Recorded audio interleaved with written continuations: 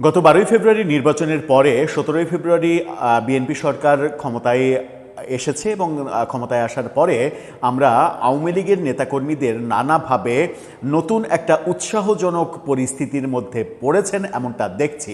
তাদের মধ্যে ব্যাপক উৎসাহ তৈরি হয়েছে, উদ্দীপনা তৈরি হয়েছে।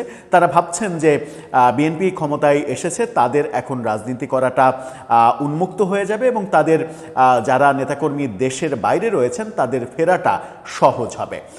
এই মর্মে আওয়ামী লীগের নেত্রী শেখ হাসিনা তাকে তার একটা অডিও বার্তাও আমরা ঘুরে ফিরে বেড়াতে দেখেছি, যেখানে তিনি তার নেতাকর্মীদের নির্দেশ দিচ্ছেন যে যেখানে আছে যার যার মতো করে সবাই দেশে ফিরবে, দেশে ফিরে আওয়ামী লীগের সাংগঠনিক কাঠামো জোরদার করবে। কিন্তু দেশে ফেরার পথে যে অনেকগুলো প্রতিবন্ধকতা রয়েছে সেগুলো তার মাথায় ছিল কিনা, কিংবা তিনি মনে করছেন কিনা যে শুধুমাত্র তার ফেরার ব্যাপারেই বিএনপি বাধা দেবে, অন্যদের ফেরার ব্যাপারে বিএনপি বাধা দেবে না, সেরকম একটা পরিস্থিতিতে এবার আওয়ামী লীগের একজন ডাকসাইটে নেতা, সাবেক মন্ত্রী সম রেজাউল, তিনি ঘোষণা দিয়েছেন যে তারা দেশে ফিরছেন। সত্যিই কি আওয়ামী লীগের নেতারা দেশে ফিরছেন? যদি দেশে ফেরেন তাহলে সেটাকে মোকাবেলা করবে বিএনপি সরকার কিভাবে? তাদেরকে কি উন্মুক্ত থাকতে দেবে, নাকি তাদের সবাইকে অ্যারেস্ট করে জেলে পুরে রাখবেন? চলুন একটু বিষয়টা আলোচনা করে দেখি সম রেজাউল কি বললেন, পরিস্থিতি আদতে কি, দেশে যদি ফেরেন তাহলে আওয়ামী লীগের সেটা লাভ হবে নাকি ক্ষতি হবে, সেই আলোচনাই করবে এই ভিডিওতে। থাকবেন পলিটিক্স টিভির নিয়মিত আয়োজনে।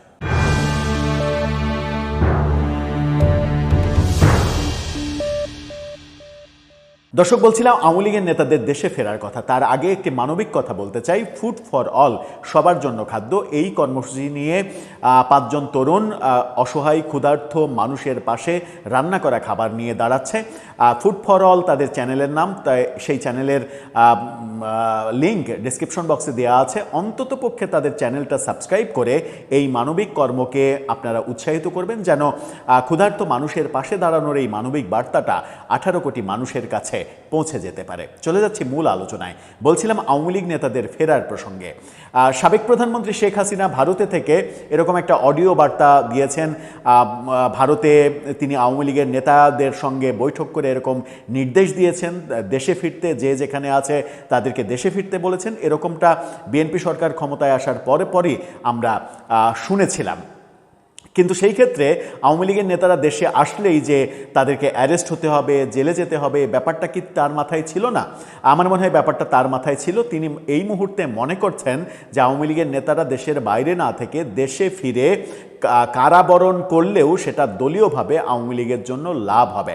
কারাবরণ করার পরে অপেক্ষাকৃত প্রফেসর ইউনূস সরকারের চাইতে বিএনপি সরকারের আমলে জামিন পাওয়াটা সহজ হবে এবং বিএনপি সরকার প্রফেসর ইউনূসের মতো রাজনৈতিক প্রতিহিংসা চরিতার্থ করবে না, জামিন দেবে।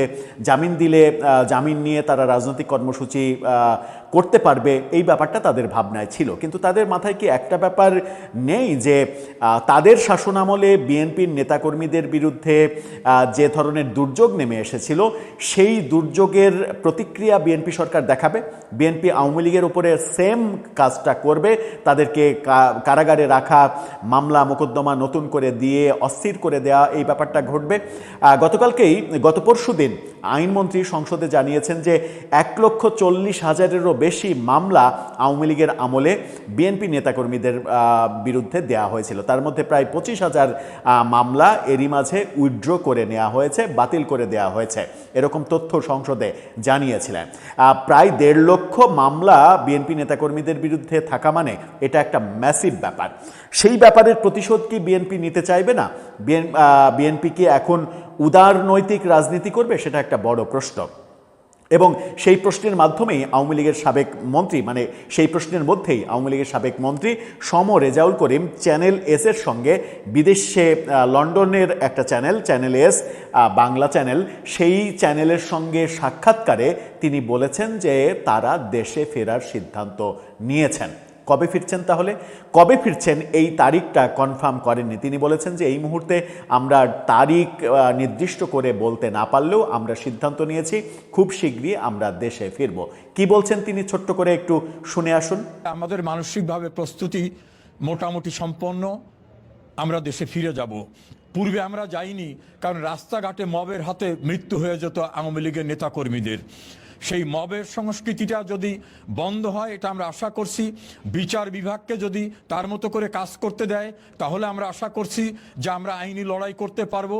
আমাদের প্রত্যাশা জন্মেছে যে একটা রাজনৈতিক সরকার গঠিত হয়েছে, আমরা আশা করি তারা অন্তত ডক্টর ইউনূসের মতো জঘন্যতম বর্বরচিত সন্ত্রাসী মবক্রেসির কাজটা করবে না। সে কারণে আমরা দেশে ফেরার জন্য পূর্বের চেয়ে অনেক বেশি আত্মবিশ্বাসী। তিনি যখন দেশে ফেরার কথা বলছেন, তার মানে আওয়ামী লীগ সাংগঠনিকভাবে সিদ্ধান্ত নিয়েছে যে যাদেরকে রাজনীতিতে প্রয়োজন তারা দেশে ফিরবেন, দেশে ফিরে তারা রাজনীতি করতে চান।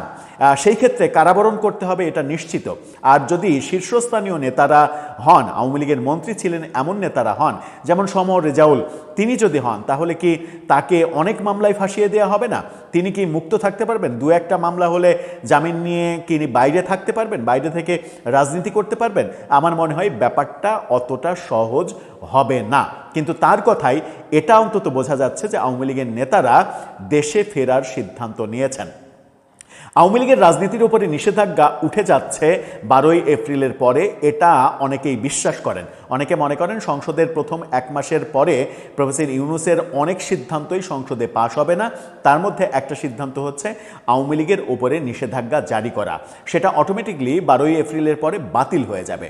যদি বাতিল হয়ে যায়, আওয়ামী লীগ যদি রাজনীতি করার অধিকার পায়, তাহলে দেশের বাইরে থাকা অনেক নেতাই যারা মবের ভয়, মূলত দেশের বাইরে পালিয়ে যাবার মূল কারণটা ছিল মবের ভয়, যে মব করে তাদেরকে মেরে ফেলা হবে। সেরকম পরিস্থিতি তৈরি হয়েছিল প্রফেসর ইউনূসের 1.5 বছরে। এখন তো আর সেই মবের ভয় নেই।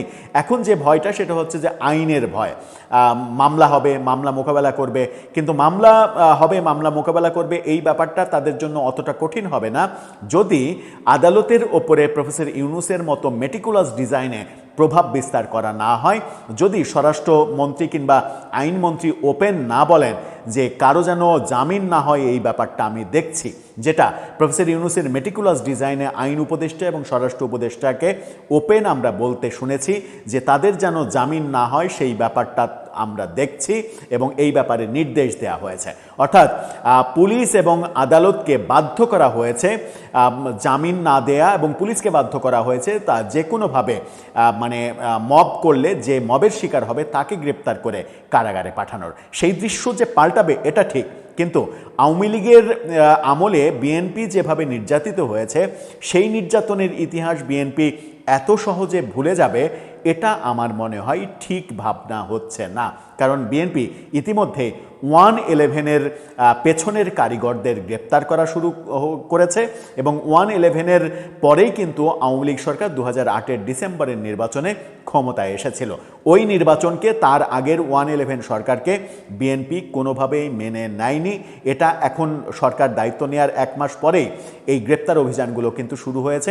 এরই মাঝে অন্তত 3 জন ডাকসাইটে মানে বিভিন্ন বাহিনীর কর্মকর্তাকে গ্রেপ্তার করার ঘটনা আমরা দেখেছি।